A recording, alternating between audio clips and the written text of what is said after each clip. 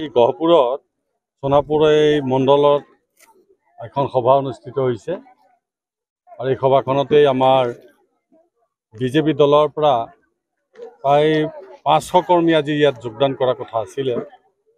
এতিয়া 250 মানে যোগদান কৰিল। অৰুণোদয় ফৰ্ম বিলাই আছে বুলি আৰু জোৰ জবস্তি তেওঁলোকক নি তাত আবদ্ধ কৰি ৰাখিলে বহুত সময় ধৰি। আমাৰ সুমিতা পাটগিৰি বিজেপিৰ কৰ্মী তেখেতৰ নেতৃত্বত আজি যোগদান কাৰ্যসূচী হৈছে আৰু তেখেতে কোৱা মতে গোটেই মানুহখিনি তাত আবদ্ধ কৰি ৰখাৰ কাৰণে বহুত সময় তৰ্ক বিতৰ্ক কৰি তেওঁ মানুহখিনি আহিবলৈ নিদিলে। বিজেপিয়ে মানে ভয় ভাবুকি দেখুৱাই তেওঁলোকৰ কৰ্মীসকলক মানে কংগ্ৰেছলৈ আহিবলৈ নিদিয়াকৈ ৰাখি থৈছে। এইটো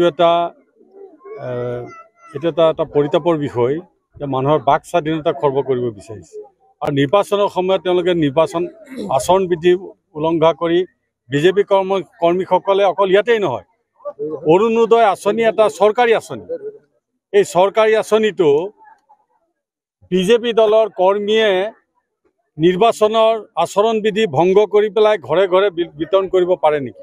এইটো প্ৰলোভনৰ ৰাজনীতি হয়নে নহয়? এই গহপুৰত সোণাপুৰ এই মণ্ডলত এখন সভা অনুষ্ঠিত হৈছে আৰু এই সভাখনতেই আমাৰ বিজেপি দলৰ পৰা প্ৰায় 500 কৰ্মী আজি ইয়াত যোগদান কৰাৰ কথা আছিলে।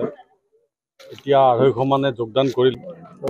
অৰুণোদয় ফৰ্ম বিলাই আছে বুলি আৰু জোৰ জবস্তি তেওঁলোকক নি তাত আবদ্ধ কৰি ৰাখিলে বহুত সময় ধৰি। আমাৰ সুমিতা পাটগিৰি বিজেপিৰ কৰ্মী তেখেতৰ নেতৃত্বত আজি যোগদান কাৰ্যসূচী হৈছে আৰু তেখেতে কোৱা মতে গোটেই মানুহখিনি তাত আবদ্ধ কৰি ৰখাৰ কাৰণে বহুত সময় তৰ্ক বিতৰ্ক কৰি তেওঁ মানুহখিনি আহিবলৈ নিদিলে। বিজেপিয়ে মানে ভয় ভাবুকি দেখুৱাই তেওঁলোকৰ কৰ্মীসকলক মানে কংগ্ৰেছলৈ আহিবলৈ নিদিয়াকৈ ৰাখি থৈছে। এইটো এটা পৰিতাপৰ বিষয় যে মানুহৰ বাক স্বাধীনতা খৰ্ব কৰিব বিচাৰিছে আৰু নিৰ্বাচনৰ সময়ত তেওঁলোকে নিৰ্বাচন আচৰণ বিধি উলংঘা কৰি বিজেপি কৰ্মীসকলে অকল ইয়াতেই নহয়, অৰুণোদয় আঁচনি এটা চৰকাৰী আঁচনি, এই চৰকাৰী আঁচনিটো বিজেপি দলৰ কৰ্মীয়ে নিৰ্বাচনৰ আচৰণ বিধি ভংগ কৰি পেলাই ঘৰে ঘৰে বিতৰণ কৰিব পাৰে নেকি? এইটো প্ৰলোভনৰ ৰাজনীতি হয়নে নহয়? এই গহপুৰত সোণাপুৰ এই মণ্ডলত এখন সভা অনুষ্ঠিত হৈছে আৰু এই সভাখনতেই আমাৰ বিজেপি দলৰ পৰা প্ৰায় 500 কৰ্মী আজি ইয়াত যোগদান কৰাৰ কথা আছিলে। এতিয়া 250 মানে যোগদান কৰিল।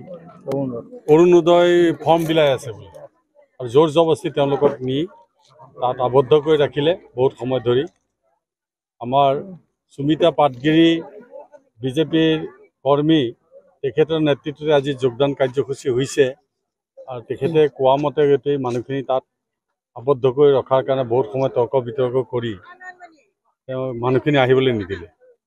বিজেপিয়ে মানে ভয় ভাবুকি দেখুৱাই তেওঁলোকৰ কৰ্মীসকলক মানে কংগ্ৰেছলৈ আহিবলৈ নিদিয়াকৈ ৰাখি থৈছে। এইটো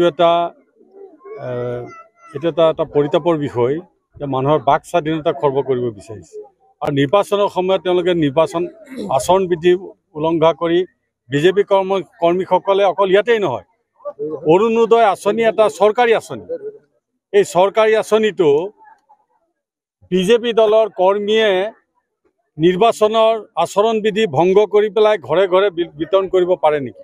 এইটো প্ৰলোভনৰ ৰাজনীতি হয়নে নহয়?